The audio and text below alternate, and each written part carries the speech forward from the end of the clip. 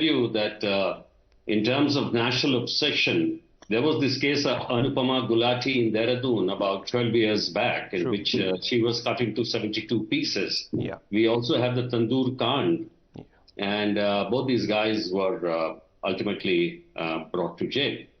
Now, the question is, in this particular case, I'm happy Mr. Ujjwal Nikam started it with the prosecution part, and he talked about circumstantial evidence in great detail. There are two other things. One is, of course, is also mens rea, the criminal intent, which is clearly visible by the kinds of things he has used to obliterate any kind of evidence in his house, you know, from surgical gloves to the kind of chemicals he has used. And third is the hard physical evidence. The question is, in this particular case, whatever said and done, it's under the 27 Evidence Act, जिसको हम हिंदी में कहते हैं निशानदेही, उसके निशानदेही पे ये 10 या 15 ह्यूमन बोन्स मिले हैं.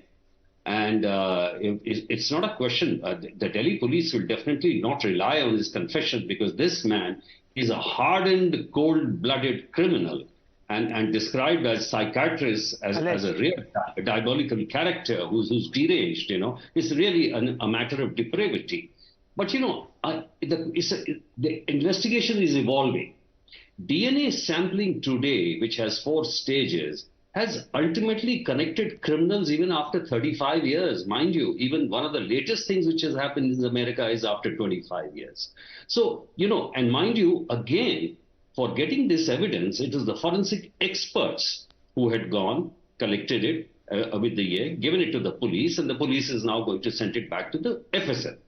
So, one, with the swabs taken of the dad and getting it from either nails or bones or any of these parts is definitely in the offing.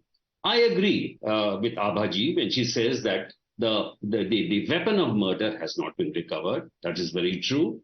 The skull has not been recovered. But as far as the DNA sampling is done and the matching is clear, it is clear that it is that woman, Shraddha.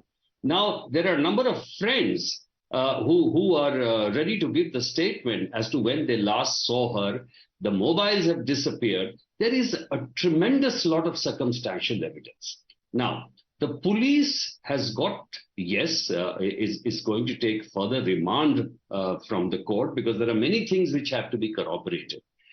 If the weapon of murder and if the skull is also found, I think the case will be on the right track. Big if. It of course requires a tremendously strong prosecution to prosecute the case. But I think DNA mapping in this case is very, very critical, and that is the one I'm waiting for. Well,